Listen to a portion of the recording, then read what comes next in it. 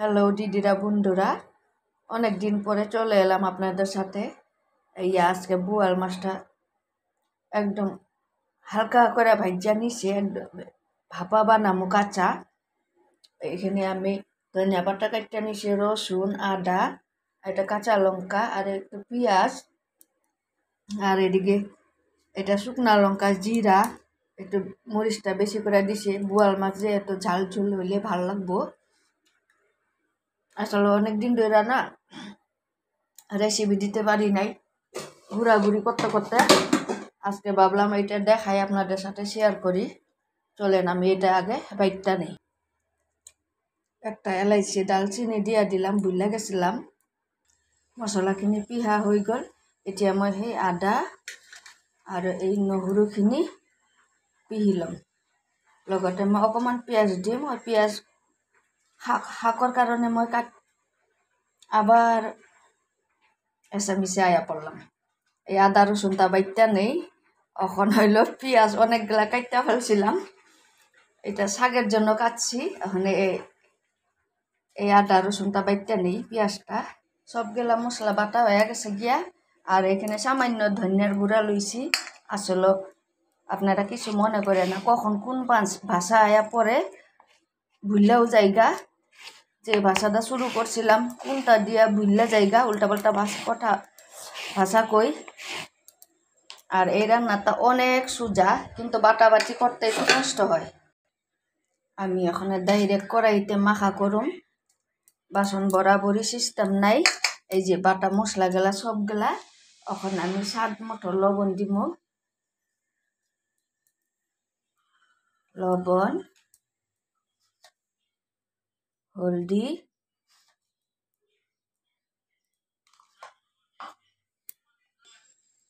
এটা আমি একটু কালারের জন্য দিব মরিচের গুঁড়া। সব মশলা দিয়ে দিলাম।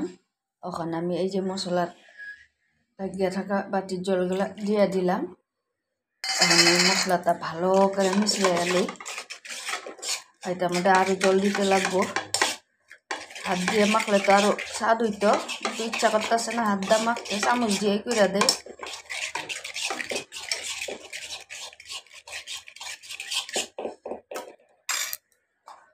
আরও জল দিব একটু, আমার যতটুক লাগে।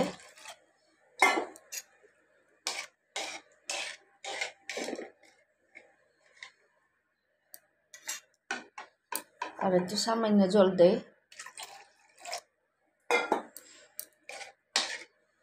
তারপরে ওখানে আমি তেল দিয়া দিই।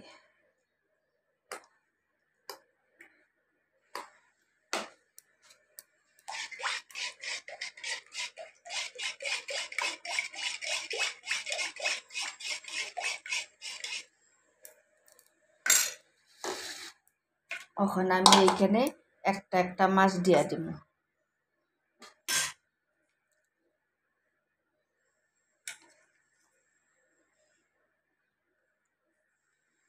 মাছটা আমি হালকা করে আগে থেকে ভেজে রাখছিলাম।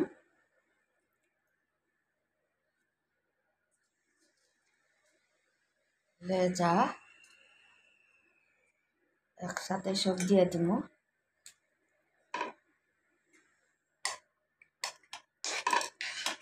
বেশি লড়াইলে আবার মাছগুলা গইলা যাইব, হালকা হালকা ভাবে লড়ামু। ওখানে আমি এটার উপরে এই যে কয়টা কালি জিরা ছিটাইয়া দিব।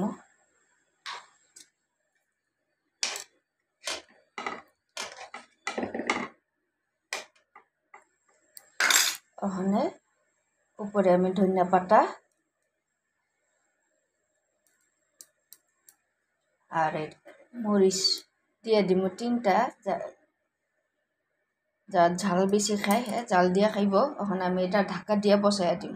এদিকে আমি গ্যাসটা জ্বালাইয়া লইলাম। আসলে এই ধরনের এদিন মাগুর মাছটা আমি একদম কাঁচাই ভাপা বানাইছিলাম। আমার ঘরে খুব স্বাদ লাগছে বলে খাইয়া, এর জন্য বললো যে আবার এটা আমাদের পাপা বানাইয়া খাওয়াও। এখন আমি এটা ঢাকা দিব। আগুনটা কমাইয়া দেখি 10 মিনিট পরে একটু ঢাকনাটা উঠাইয়া দেখি মাংসের গন্ধ বাইরেতে আসে।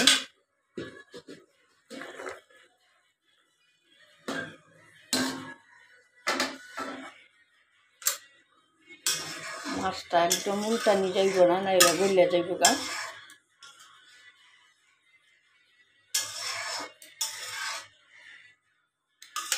আর 10-15 মিনিট ভাপা দিব। আবার চলে এলাম।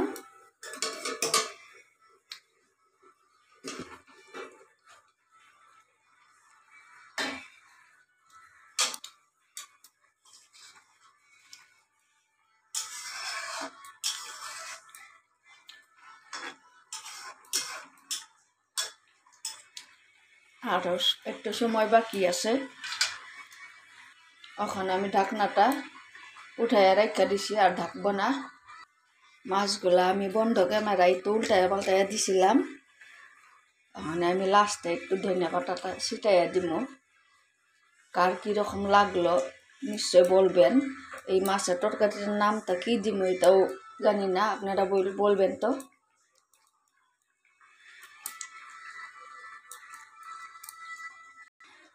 উপর দামে একটুখানি কাঁচা তেল ছিটাইয়া দিব। কার কীরকম লাগছে নিশ্চয় বলবেন। আমার মাছের তরকারিটা হয়ে গেছে, বোয়াল মাছ ভাপা। আমি ওখানে এটা পরিবেশন করব না, একদম কড়াইতে ঠেয়া দিব। আপনারা বলবেন কীরকম লাগলো। গন্ধটাও অনেক সুন্দর বাইরেছে। আজকে অতটুকে এখানেই আমি শেষ করলাম। ধন্যবাদ বন্ধু বান্ধবীরা।